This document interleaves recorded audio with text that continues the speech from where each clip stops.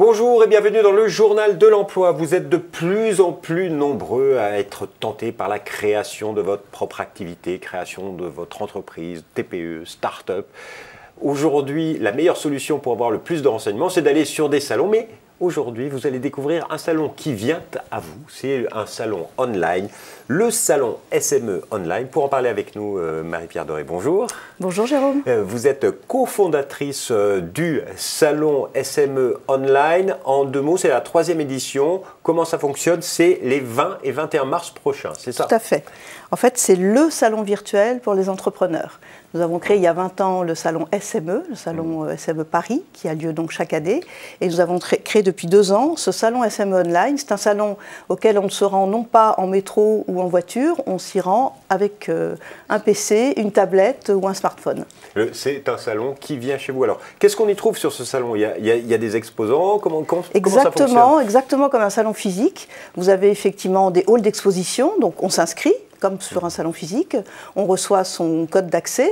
Le jour J, donc le 20 mars à 9 h, on entre donc sur le salon, on arrive sur les halls, donc le hall créer son entreprise, gérer son entreprise, la développer. On rentre dans les halls, on repère les exposants effectivement qui vous intéressent, donc des réseaux d'accompagnement, des banques, des grands noms comme Google, Orange, les chambres de métiers qui sont là, tous les acteurs institutionnels. Tous les acteurs institutionnels et privés qui accompagnent les entrepreneurs. Même les financeurs, parce que beaucoup de créateurs cherchent du financement. Des réseaux qui peuvent vous aider à trouver un financement, des banques qui sont là également. Et là, vous entrez en relation avec les exposants. Alors, comme pour un salon physique, c'est-à-dire vous faites le tour des exposants et vous allez voir les exposants qui vous intéressent. Et vous commencez à chatter avec eux. Si vous voulez aller plus loin, vous pouvez passer en Skype ou en téléphone. Voilà, vous prenez toutes les informations qui vont bien, que vous recherchez. Au bout de 2 éditions, quels sont les bilans que vous pouvez en tirer? C'est facile? C'est une pratique aisée? C'est facile. Parce que sur un salon classique physique, parfois on fait la queue en attendant de voir quelqu'un. Et là, là, ce qui est formidable, c'est que, pour y aller, vous n'avez pas de problème, effectivement, de transport, de logistique, etc. Tout le monde y gagne. Pour les exposants, c'est un moyen qui est très économique et très efficace d'entrer en relation avec des entrepreneurs.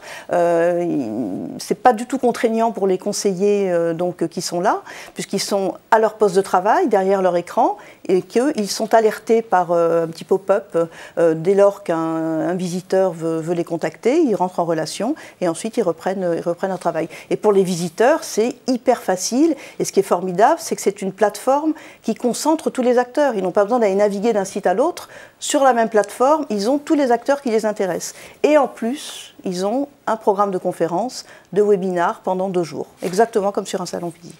Par contre, il faut s'inscrire préalablement en allant sur www.salonsme-online.com. Aujourd'hui, quelles sont les grandes tendances autour de la création d'entreprises? Ça se développe? Oui, en fait, il y a des secteurs qui sont plus attractifs ou plus concurrentiels? Alors, en fait, on assiste depuis quelques années en France à un mouvement, effectivement, qui fait que les salariés des grandes entreprises quittent ces grandes entreprises pour aller créer des petites entreprises. Et on appelle ça la transition entrepreneuriale. La transition entrepreneuriale, c'est ce glissement progressif d'une société de salariés en CDI vers une société d'indépendants et d'entrepreneurs. Et on voit vraiment, notamment depuis le début du XXIe siècle, que l'entrepreneuriat est vraiment entré maintenant dans les trajectoires professionnelles, que ce soit de façon ponctuelle ou permanente ou définitive. Et si vous voulez, pour ce qui se passe depuis effectivement quelques années, il y a 3 facteurs qui ont permis ce développement. D'une part, il y a des facilités, le régime de l'auto-entrepreneur, le système du portage salarial, l'envie également d'être indépendant, l'envie de créer son entreprise, qui est de plus en plus forte.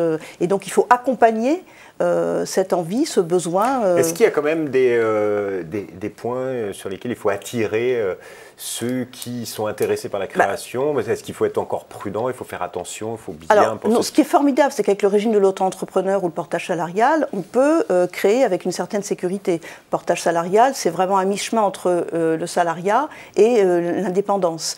Tout le monde n'a pas vocation à être entrepreneur. On peut également être un expert de très haut niveau, de très grande qualité dans un domaine technique, mais ne pas avoir toutes les compétences pour diriger une entreprise. Donc il faut se faire accompagner, et des salons comme le salon SME Online ou le salon SME Paris permettent effectivement d'accompagner ces entrepreneurs. Salons quand même. D'autres salons, bien sûr, permettent d'accompagner ces entrepreneurs et de leur faire rencontrer des experts, de se former. Sur les salons physiques comme le salon SME Paris, par exemple, nous avons développé des formats de conférences très interactifs où les entrepreneurs peuvent, sous l'œil bienveillant de leurs congénères ou de professionnels, peuvent se tester sur leur capacité à vendre, à convaincre, à parler en public, etc. Madame Doré, merci infiniment pour ce focus sur votre salon et sur la création d'entreprises. Donc vous l'avez entendu, allez sur le salon SME Online, salon sme-online.com pour vous inscrire. Il aura lieu du 20 au 21 mars. Et puis bien sûr, il y a au mois d'octobre, tous les ans, 1er octobre, au Palais des Congrès à Paris. Au Palais des Congrès à Paris, le salon sme.com. Quant à nous, on se retrouve bientôt pour un nouveau journal où là, on parlera d'emploi. Au revoir et à bientôt.